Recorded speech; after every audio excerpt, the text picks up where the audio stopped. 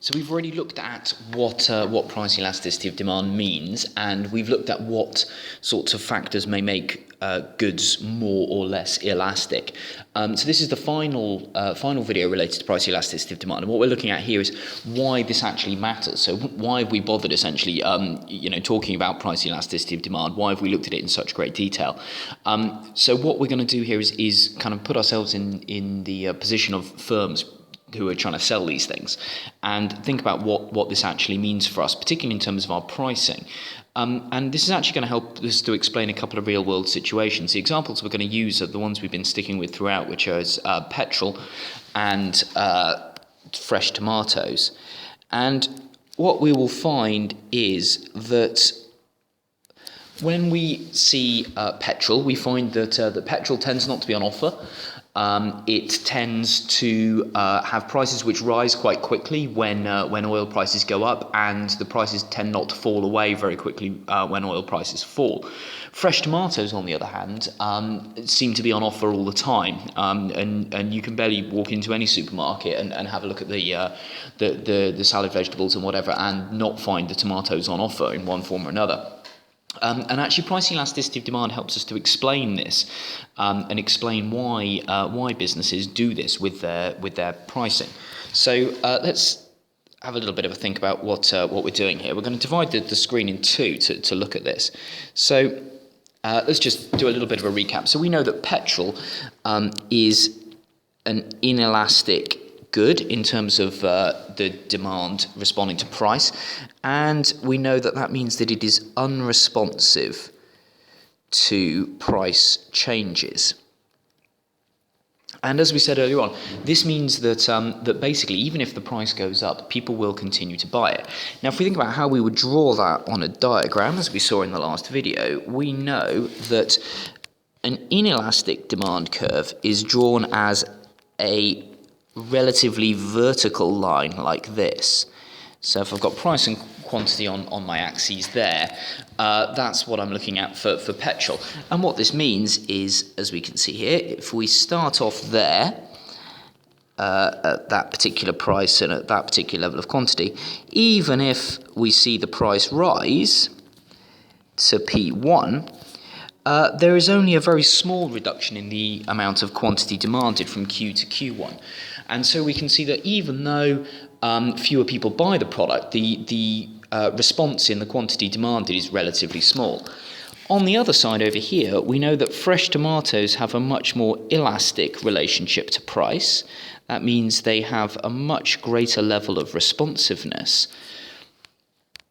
It's high for price.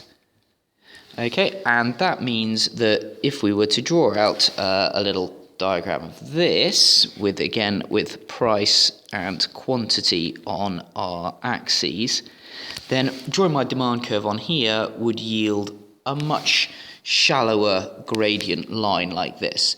And what this tells us is that if I start at price P and at quantity Q, I don't have to increase price very much before I get quite a substantial fall in the quantity demanded. So you can see my increase in price there from P to P1 is relatively small, but my reduction in quantity demanded from Q to Q1 is much larger.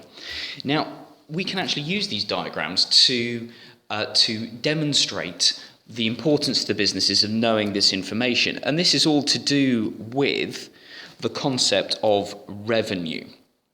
So the reason that businesses need to know the price elasticity of demand for their products is so that they can generate the largest amount of revenue that they can using the price.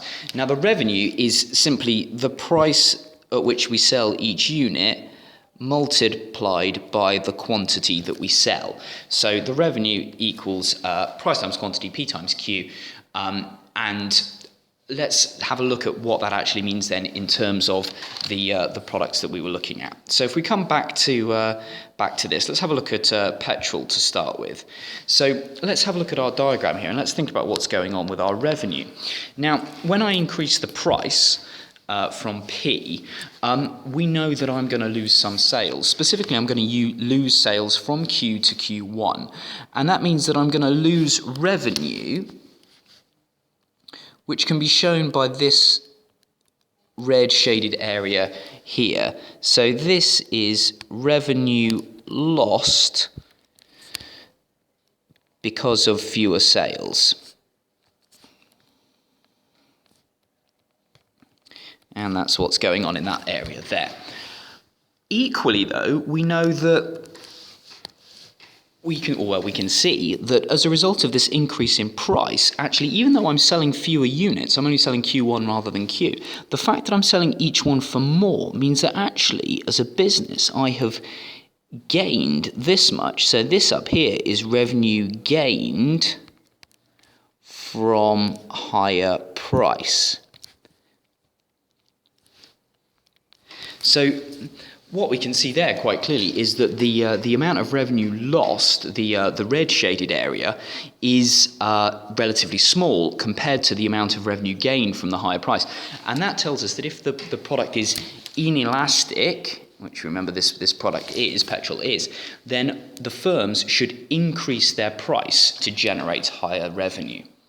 If I come over here and we do the same thing for tomatoes, now what we can see here is what do I lose as a result of this increase in price? Well, I lose these sales again, don't I? So I lose that revenue there. So I lose that shaded area of revenue there because I sell less, and I gain that little area on the top there as a result of selling each unit for a higher price. And what this tells us, as we can clearly see from this, is looking at it that the red area is obviously larger than the green area in this case. And what that means is that actually if the product is elastic, as in the case of fresh tomatoes, then increasing the price is a bad idea. The business will end up losing out on revenue overall. And that's really why knowing the price elasticity of demand is so important, because it enables businesses to set their prices in such a way that they will maximize their revenue, and that's really what they're after. So what does that actually mean then? Well, it means that in terms of their prices, let's zoom out a little bit more, in terms of their prices, what should we do if we sell an inelastic product? We should increase price to increase revenue.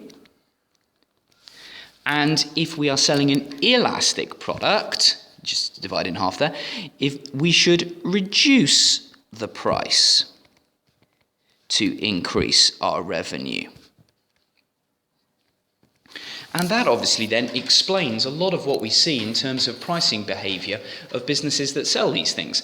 Petrol companies tend to increase the price whenever they get the opportunity to do so, whereas supermarkets will often reduce the price by putting them on special offer for tomatoes in order to try and generate additional sales.